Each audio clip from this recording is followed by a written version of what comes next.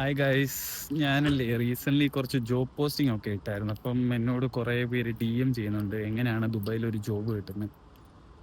അങ്ങനെ ചോദിച്ചാൽ Dubai job കിട്ടാൻ എനിക്കറിയാം നല്ല ടാസ്ക്കാണ്. പക്ഷേ ഇപ്പം വേണ്ട പോലെ കുറച്ച് ടിപ്സ് ഉണ്ട്. ഞാനിവിടെ വരുന്ന മുമ്പ് ഞാനും വിസിറ്റിലാണ് വന്നത്. അപ്പം ഞാനും കുറച്ച് ടിപ്സ് യൂസ് ചെയ്തിട്ടാണ്, നാട്ടിലിരിക്കുമ്പോൾ തന്നെ കുറേ ടിപ്സ് യൂസ് ചെയ്തിരുന്നു.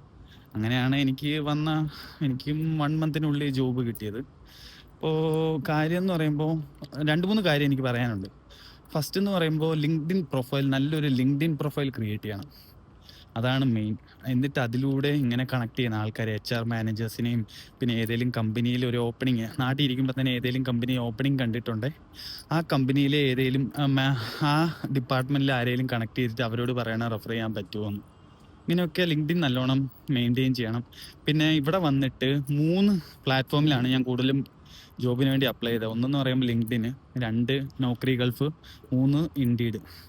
പക്ഷേ എനിക്ക് കൂടുതലും ഫേക്ക് വന്നത് നോക്കറി ഗൾഫിലാണ് കുറേ ഫേക്ക് വന്നത്.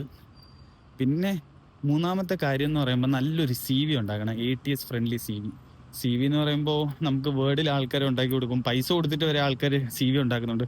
പക്ഷെ അത് ഇവിടെ ആപ്റ്റല്ല. ഇവിടെ ATS ഫ്രണ്ട്ലി എന്ന് പറയുമ്പോൾ നല്ലൊരു ആപ്പ്. ഇപ്പോൾ ഫ്രഷേഴ്സാണ്, UAയിലേക്ക് ഫ്രഷറാണ്, ഒറ്റ പേജ് മതി CV, അല്ല 2, 3 പേജൊന്നും വെച്ചിട്ട് ഒരു കാര്യമില്ല. പിന്നെ അതിൽ ഞാൻ നല്ലൊരു സൈറ്റ് പറഞ്ഞുതരാം. സൈറ്റിൻ്റെ പേര് എന്ന് പറയുന്നത് ഫ്ലോ CV എന്നാണ് സൈറ്റിൻ്റെ പേര്.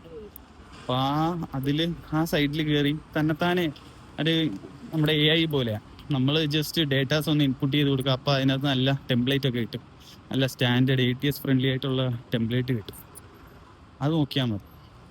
ഈ 3 കാര്യങ്ങളാണ് ഞാൻ ഫോളോ ചെയ്തത്. അപ്പം ഇതുപോലത്തെ വേറെ ടിപ്സും ഞാൻ ഇനിയും ഷെയർ ചെയ്യുന്നതായിരിക്കും. അപ്പോൾ ആർക്കെങ്കിലും ഇൻട്രസ്റ്റ് ഉണ്ടെങ്കിൽ ഈ പേജ് ഒന്ന് ഫോളോ ചെയ്താൽ മതി. അപ്പം അതിൻ്റെ ന്യൂ അപ്ഡേറ്റ്സ് കിട്ടുന്നതായിരിക്കും. Thank you, by.